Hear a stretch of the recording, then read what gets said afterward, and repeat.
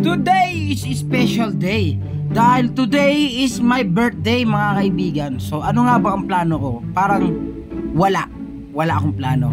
Pero hindi. Pero kailangan dapat talaga may plano ako dahil parang meron akong gagawin sa sarili ko.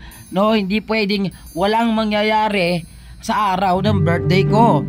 So I decided mga kaibigan na ayun na nga mga kaibigan. So nandito na ngayon ako sa may Tanay Rizal. Medyo nagkaroon ako ng abirya gawa ng nasiraan ako. So ganyan naman yung background ko.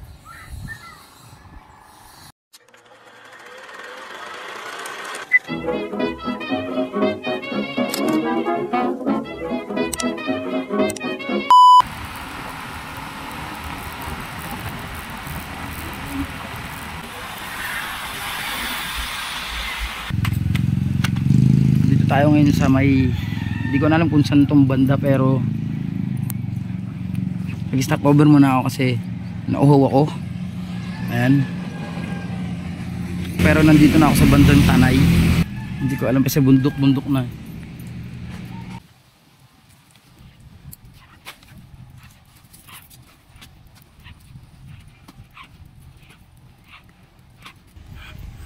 Tambingan sila, may mga partner. Ganda. So yun ang mga kaibigan. Ayan, so nililibot na natin tong Lambingan Park. It's very sad kasi lambingan siya pero wala tayong kasama. So makikita natin dito yung magagandang view dito sa harapan ko. Ito yung view na makikita natin. Akit na tayo para makasagap tayo ng signal. So malapit lang to. No, siguro 1 hour and 43 pero tumagal ako gawa ng nasira nga yung sa motor ko. So lumambot yung gulong. So, nakita nila na may mga maliliit na butas. Kaya ayun, kaya pinagawa. Akyat tayo dito sa pinakataas para meron tayong signal. And kumontak na tayo na kumontak. At papakita ko sa inyo dito yung yung pinaka view. So, aakyat tayo ngayon dito sa may pinakataas. Actually, ito is view, basta tawag doon view. Doon yung pinakataas, pero dito tayo aakyat kasi nga. So, nandito na tayo sa taas mga kaibigan. And, so makikita nyo naman yung view na nasa likod ko. And sobrang napakaganda at napaka-peaceful. So, ito yung pinaka-regalo ko sa sarili ko kasi nga, it's my birthday to kahapon. You see that?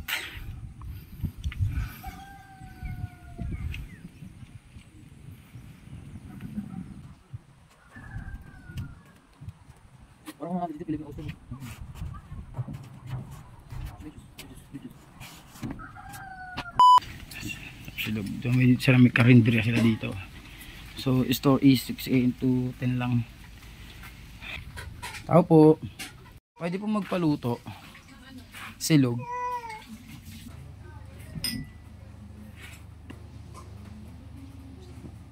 At syempre, dahil nga sa first time kong bumiyahe ng ako lang mag-isa, no, medyo may halong kaba, takot kasi nga hindi ko alam kung saan ako pupunta, no, kasi nga si Ethel nga kasi nga nasa ibang bansa, so ako lang mag-isa.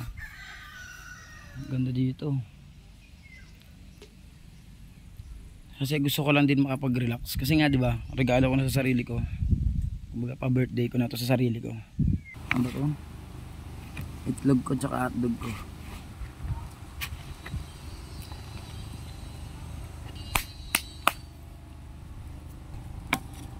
Ito yung lambingan na wala kang kalambingan. Parang mali yung napasok natin.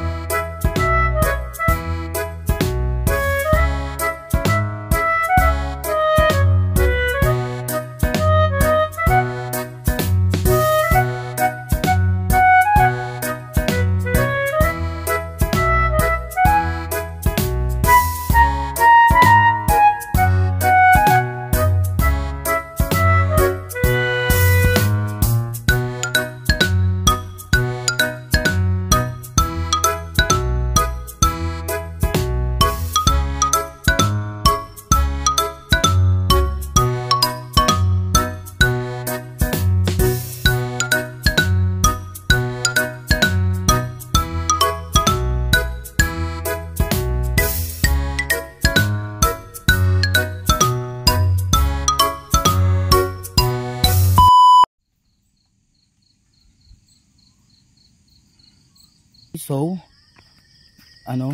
pupunta tayo dun kay ate kasi babalik natin yung kutsilyong hiniram ko. Kasi baka gagamitin yata nila.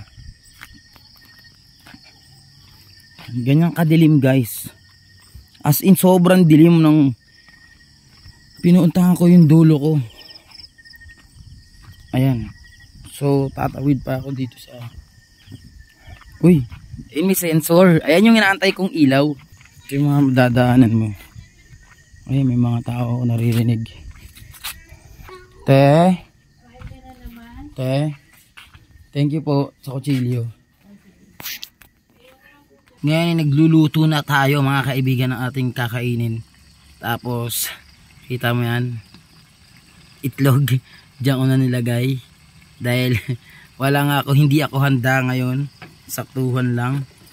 So meron tayong maling, ayan. So naki-stay muna ako dito, no. Gumamit muna ako ng upuan dahil nga nandun yung aking pwesto. So dito kasi hindi mahangin kasi may mga takip. Ayan. Muna ako dito sa pwesto, dito sa may upuan sa may kubo kasi wala naman nakapwesto. Dito ako nagluto kasi nga masyadong mahangin dun sa labas. So yung pwesto ko nandoon. Dito ayun. Doon banda ako, napapansin niyo doon. So medyo may kaba ng onte kasi talagang halos ako lang, tapos madilim pa, hindi pa nabubukas yung mga solar, yung lights. Natin yung itlog. Ngayon ilalagay natin to ngayon. Ayan siya. Para medyo dirty itong pinagagawa ko. So dito ko nilagay yung kanin ko. Medyo madilim kasi ang gamit ko kasi yung yung front. Kaya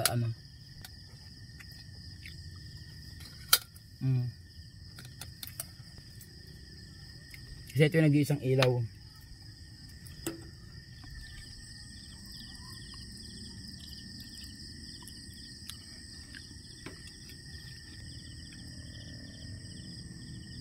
Good morning ladies and gentlemen. Good morning nga guys. And mamaya uuwi na tayo. Hindi ako nakauwi kagabi gawa ng yung ilaw ko kasi hindi siya pwede sa kalsada. Sobrang hina ng ilaw ko and delikado talaga.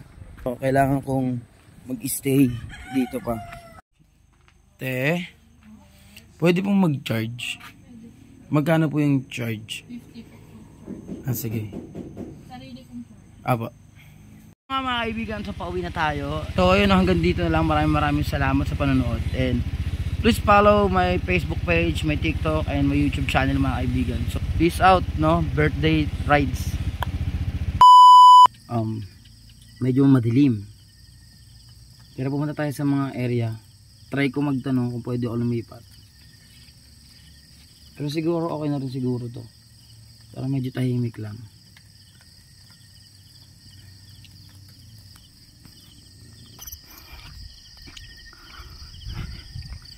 Nakakatakot.